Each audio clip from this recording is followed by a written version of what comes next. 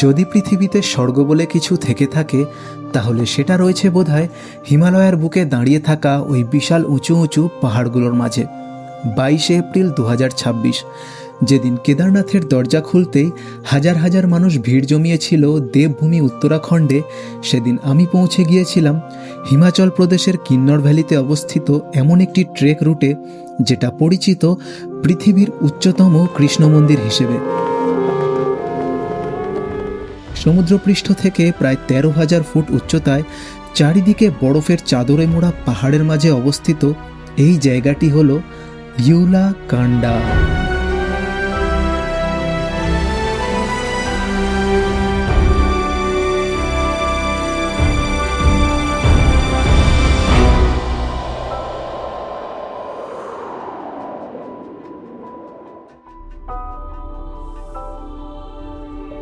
Highest Krishna temple হওয়া সত্ত্বেও আজ পর্যন্ত এই ট্রেকটার সম্বন্ধে খুব কম মানুষই জানে, আর তার সবচেয়ে বড় কারণ হলো এর রিমোট লোকেশন, যেখানে পৌঁছতে গেলে পার হতে হয় পৃথিবীর সবচাইতে ভয়ঙ্কর রাস্তাগুলোর মধ্যে একটি NH5, popularly known as the Hindustan তিবেত highway. তো গল্পের শুরু হয় চণ্ডীগড় থেকে প্রায় 300 কিলোমিটারের এক দুর্ধর্ষ বাস জার্নি দিয়ে। এক পাশে আকাশ ছোঁয়া পাহাড় আর অন্য পাশে 1000 ফুট গভীর খাদ। এই সব কিছু মিলিয়ে একসাথে ভয়, এক্সাইটমেন্ট আর নেচারের র বিউটি উপভোগ করতে করতে অবশেষে আমরা এসে পৌঁছাই ইউলাকান্ডা ট্রেকের বেস ভিলেজ ইউলা খাসে।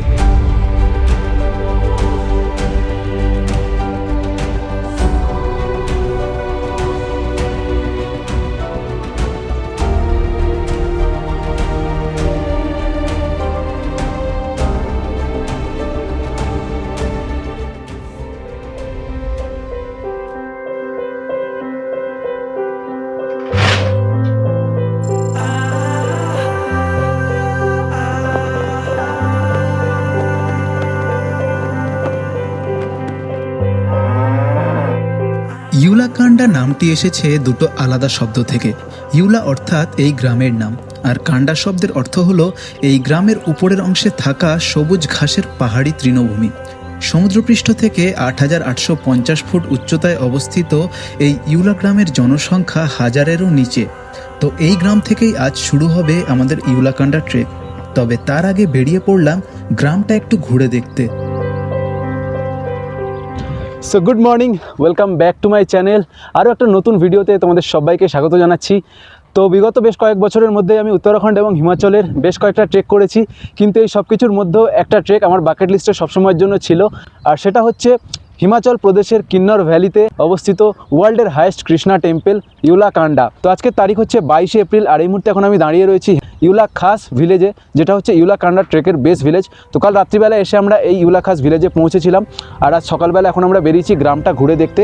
এই গ্রামের যে কোনো জায়গায় দাঁড়ালেই সামনের ওই স্নোপিক মাউন্টেনটা দেখে মনে হয় ভগবান যেন তার নিজের হাতে এই গ্রামটাকে সাজিয়েছে।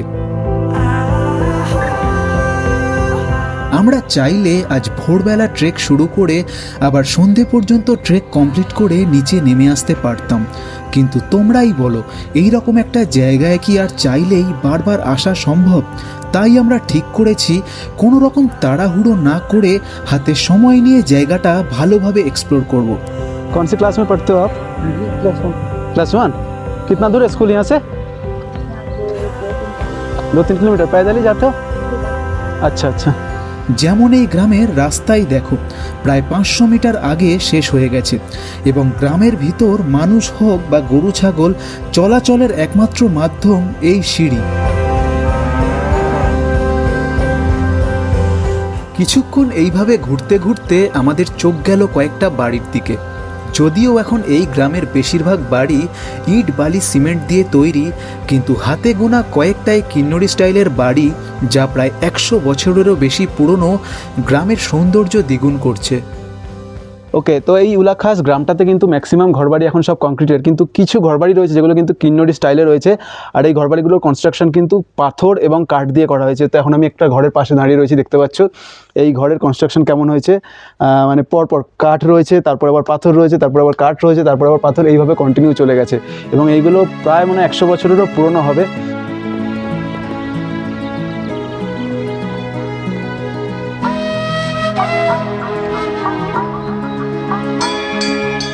এই ইউলাখাস গ্রামের আর একটা গুরুত্বপূর্ণ বৈশিষ্ট্য হলো এইখানকার নাগদেবতা মন্দির।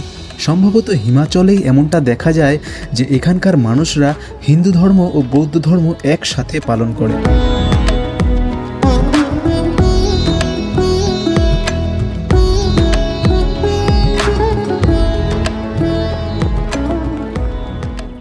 ওকে, তো এখন ঘড়িতে বাজে হচ্ছে 11টা আর ফাইনালি আমরা ট্রেক স্টার্ট করছি। আর আমার সঙ্গে যিনি রয়েছেন ইনি হচ্ছে গুলশান নেগি।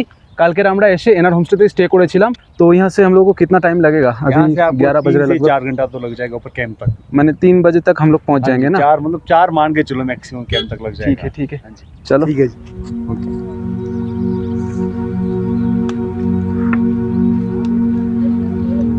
तो बाकी ठीक है, देखो गांव में मतलब आप लोग जाना, मैं एक मतलब कि जितने भी यहाँ पे टूरिस्ट आ रहे हैं उनसे एक ही रिक्वेस्ट करूँगा, यहाँ पे आओ आप लोग के लिए सबके हम सब के लिए क्या कहते हैं एरिया है ना, और यहाँ पे आके साफ सफाई मेंटेन रखना, साथ ही आप लोग घूमो, एंजॉय करना सब कुछ। তো প্রায় 11:30টার দিকে আমরা ট্রেক শুরু করলাম। আর হ্যাঁ, একটা কথা তো বলতেই ভুলে গেছি, এই ট্রেকটা আমি একা করছি না, আমি যার সাথে এসেছি তাকে আশা করছি তোমরা সবাই চেনো। তো এই হচ্ছে প্রীতম দা, নতুন টেস্ট জিরাট, আশা করছি তোমরা সবাই চেনো। তো প্রীতমদাকে আমি প্রায় 3 মাস আগে থেকে কন্ট্যাক্ট করে রেখেছিলাম। যখন থেকে জানতে পেরেছিলাম যে ইউলাকান্ডা ট্রেকে প্রীতমদা আসতে চায়, তো আমি বলে রেখেছিলাম যে যখনই আসুক না কেন একবার যেন আমাকে অবশ্যই ইনফর্ম করে। তো বিগত 3 মাস ধরে আমাদের মধ্যে টুকটাক যোগাযোগ ছিল, আর ফাইনালি আজকে আসতে আমরা পেরেছি। যাচ্ছি। কেমন লাগছে বলো? মানে সকালবেলা থেকে এই গ্রামে থাকার পর থেকে যা যা দেখেছো তোমরা সেটা তো সেরা, একদম। ওটা নিয়ে তো কোনো কথাই হবে না। চারিদিকে বরফের পাহাড়, ওটা সেরা। আপাতত এখন যে চড়াইটা উঠছি এটা একটুখানি কঠিন আছে। তো ইয়ার এখনও পর্যন্ত আমরা যে রাস্তা দিয়ে আসছিলাম নিচে কিন্তু হোমস্টেগুলোও ছিল, আর তার সাথে সাথে কিন্তু বেশ ঘর গ্রামটা পুরো ছিল। কিন্তু এখন কিন্তু আমরা পুরো হোমস্টের লাইন পার করে উপরে উঠে চলে এসেছি, আর যে সমান রাস্তা ছিল সেটাও কিন্তু প্রায় শেষ। এখন আমাদেরকে কিন্তু এই ট্রেন দিয়ে উপরে উঠতে হবে। ইউলাখাস থেকে ইউলাকান্ডার ডিস্টেন্স 12 কিলোমিটার, যার মধ্যে আজকের আমরা বেস ক্যাম্প পর্যন্ত 8 কিলোমিটার যাব। আর এই 8 কিলোমিটারের মধ্যে প্রথম 3 কিলোমিটার গ্রামের মধ্যে দিয়ে এবং বাকি 5 কিলোমিটার ঘন জঙ্গলের মধ্যে দিয়ে যেতে হবে। এই ট্রেকটার সবথেকে ভালো দিক হলো বেশি মানুষের ভিড় নেই। এখনো পর্যন্ত আমরা যতটা এসেছি আমরা দুজন ছাড়া আর কেউই নেই। ওকে, তো এখন আমি যে জায়গাটা এসেছি আমার চোখের ঠিক সোজাসুজি আমি দুটো ওয়াটারফল দেখতে পাচ্ছি। একটা হচ্ছে ঠিক আমার আঙুলের সোজাসুজি এদিকে রয়েছে, আর একটা একটু স্লাইড আগে এগিয়ে রয়েছে। তো এই দুটো ওয়াটারফলের নাম রয়েছে এখানে লোকাল ভাষায়, এই ওয়াটারফলটার নাম হচ্ছে গোয়িং গারাং, আর দূরে যেটা রয়েছে ওটা হচ্ছে তালিং গারাং। গারাং কথার মানে হচ্ছে এখানে লোকাল ভাষায় হচ্ছে ঝর্ণা বা ওয়াটারফল।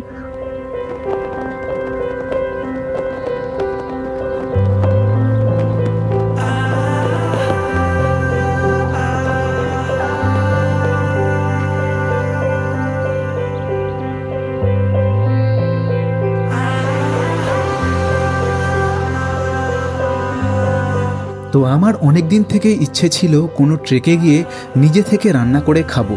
আর এমনিতেও এই ট্রেকে দোকানপাট প্রায় নেই বললেই চলে। প্রায় 3 কিলোমিটারে আমরা বোধহয় হাতে গুনে একটাই দোকান পেয়েছি। তাই ট্রেক চলাকালীন খাওয়ার জন্য আমরা সব রকম ব্যবস্থা করেই এসেছিলাম।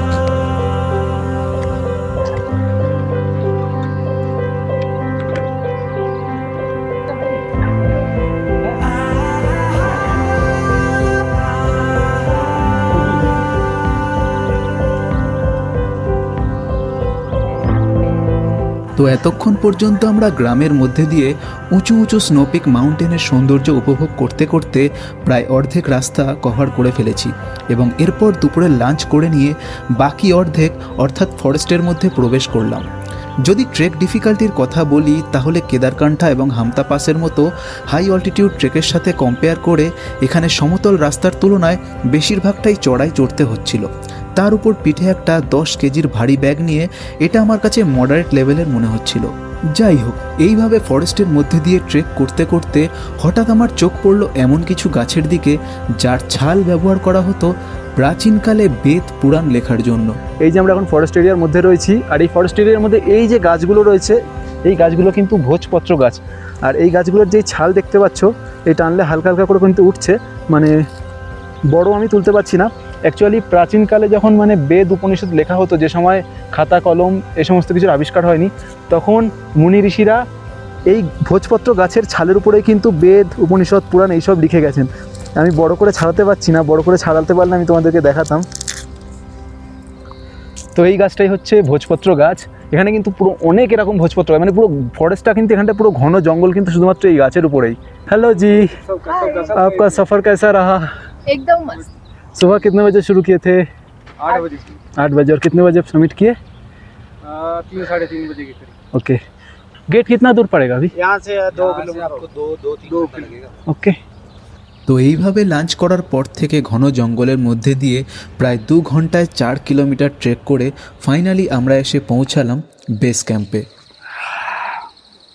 তো ফাইনালি এসে পৌঁছে গেলাম আমাদের বেস ক্যাম্পে। এখন ঘড়িতে বাজে হচ্ছে 6:30। আমরা শুরু করেছিলাম 11:30টার সময়, প্রায় 7 ঘন্টা মতো লেগে গেল আমাদের শুধু বেস ক্যাম্পে এসে পৌঁছাতে। এই আমার পিছনে তোমরা যে গেট দেখতে পাচ্ছ, ওয়েলকাম টু ইউলাকান্ডা লেখা রয়েছে। এই পর্যন্ত হচ্ছে বেস ভিলেজ থেকে শুরু করে 8 কিলোমিটার কমপ্লিট হলো। এরপরে হচ্ছে 4 কিলোমিটারের স্টিফ চড়াই রয়েছে একদম ইউলাকান্ডা টেম্পল পর্যন্ত। তো আজকের আমাদের এখানে ক্যাম্প বুক করা রয়েছে। আমরা নিচে যে হোমস্টেতে ছিলাম, গুলশান নেগি ভাইয়ের হোমস্টেতে, এখানে গুলশান নেগি ভাইয়েরই ক্যাম্প সাইট রয়েছে।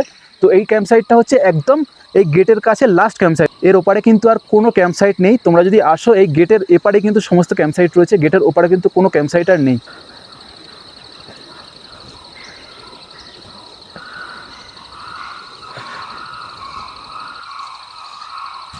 ঠিক আছে, ওকে। তো এখন ঘড়িতে বাজে হচ্ছে রাত 10টা, আর আমরা বাইরে থেকে ডিনার করে নিয়ে চলে এলাম। আর ব্যাগপত্র একেবারে গুছিয়ে নিয়েই শুচ্ছি, কারণ কালকে সকালবেলা উঠে 4টের সময় বেরোনোর প্ল্যান রয়েছে সামিটের জন্য। আর এখন তোমাদের টেম্পারেচার কত এখানে দেখাই। এখানটা হচ্ছে এখন টেম্পারেচার দেখতে পাচ্ছ 0 ডিগ্রি শো করছে। অ্যাকচুয়ালি এই বেস ক্যাম্পে কিন্তু নেটওয়ার্ক নেই। বেস ক্যাম্পের থেকে যে ওই গেটটা তোমাদের দেখালাম, গেট থেকে কিন্তু আরও 100 মিটার মতো এগিয়ে গেলে শুধুমাত্র এয়ারটেলের নেটওয়ার্ক এক জায়গায় ধরছে। এখন এখানটায় 0 ডিগ্রি শো করছে, মানে ইউলাকান্ডা এখান থেকে আরও কিন্তু অনেকটাই উঁচুতে। তো ওখানটায় অবশ্যই 100% মাইনাসে টেম্পারেচার হবে। -2 ডিগ্রি এখন টেম্পারেচার। আর আস্তে আস্তে লাইট খুলছি, বোঝা যাচ্ছে, এই যে দেখো। ওকে, তো গুড মর্নিং সবাইকে ইউলাকান্ডা বেস ক্যাম্প থেকে। কাল রাত্রেবেলা আমরা এসে এই বেস ক্যাম্পে ছিলাম, তোমাদের বলেছি। আর আজকে হচ্ছে আমরা সামিট করতে যাব, মানে ইউলাকান্ডা মন্দির দর্শন করতে যাব। তো এখন ঘড়িতে বাজে হচ্ছে ভোর 5টা। আমাদের 4টের সময় বেরোনোর কথা ছিল, কিন্তু তাও 1 ঘন্টা লেট হয়ে গেল। আর এখন কিন্তু এই বেস ক্যাম্পে কেউ ঘুম থেকে ওঠেনি, সবাই ঘুমিয়ে রয়েছে। আমরা কিন্তু দুজনে যতটা পারছি সকাল সকাল বেরিয়ে যাচ্ছি, যাতে কি আমরা মন্দিরটা তাড়াতাড়ি দর্শন করতে পারি এবং তাড়াতাড়ি আমাদের নিচে আজকে নেমেও যেতে হবে। তো কাল পর্যন্ত আমরা ইউলাখাস থেকে বেস ক্যাম্প পর্যন্ত 8 কিলোমিটারের একটা মডারেট হাইক করে প্রায় 650 মিটার অল্টিটিউড গেইন করেছিলাম। আর আজকের বেস ক্যাম্প থেকে 4 কিলোমিটারের একটা স্টিফ চড়াই চড়ে প্রায় 500 মিটার অল্টিটিউড গেইন করতে হবে।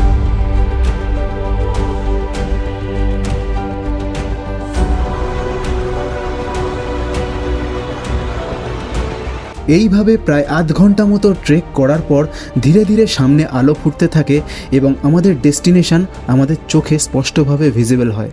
ওকে, সো অলরাইট এভরিওয়ান, এখন ঘড়িতে বাজে হচ্ছে 6টা বেজে 20 মিনিট। আর আমরা একদম স্টার্ট করেছিলাম ভোর 5টায়। তো সেই হিসেবে আমরা 1 ঘন্টা 20 মিনিট ধরে হাঁটছি, আর অলমোস্ট আমরা প্রায় 2 কিলোমিটার রাস্তা কভার করে ফেলেছি। এখনও আগে আমাদের 2 কিলোমিটার রাস্তা যেতে হবে। আর যে জায়গাটা আমাদের যেতে হবে, এখান থেকে কিন্তু আমরা ভালো মতোই খালি চোখে সেটা দেখতে পাচ্ছি। তবে এখনও কিন্তু অনেকটা স্টিপ রয়েছে, আমাদেরকে এখনও অনেকটা উপরে উঠতে হবে। আর এই লোকেশনে দাঁড়িয়ে এখান থেকে এখন নিচে একটা আমরা লেক দেখতে পাচ্ছি।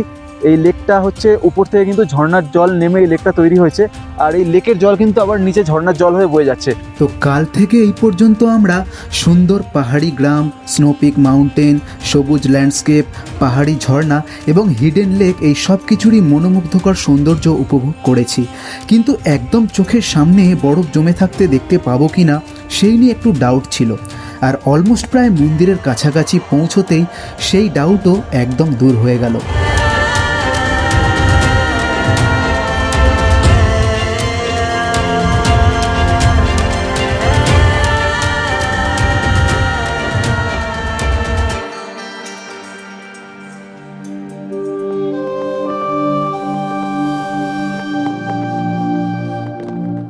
আমি এর আগে বেশ কয়েকটা হিমালয়ান ট্রেক করেছি, কিন্তু তারপরেও আজকে এখানে পৌঁছতে পেরে এটা বলতে কোনো দ্বিধাবোধ নেই যে ইউলাকান্ডা আমার জীবনের সেরা ট্রেক হয়ে থাকবে।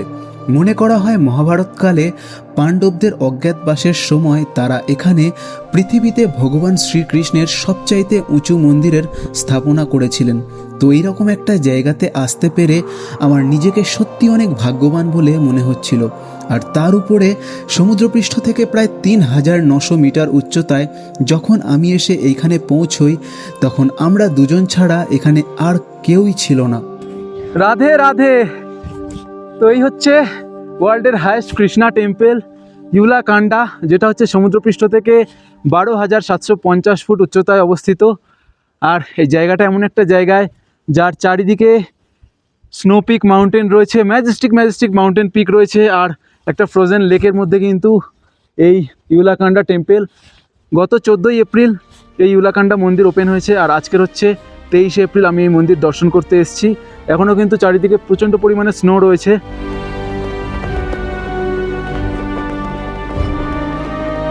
কিন্তু এইরকম একটা জায়গায় মন চাইলেও বেশিক্ষণ থাকা সম্ভব নয়।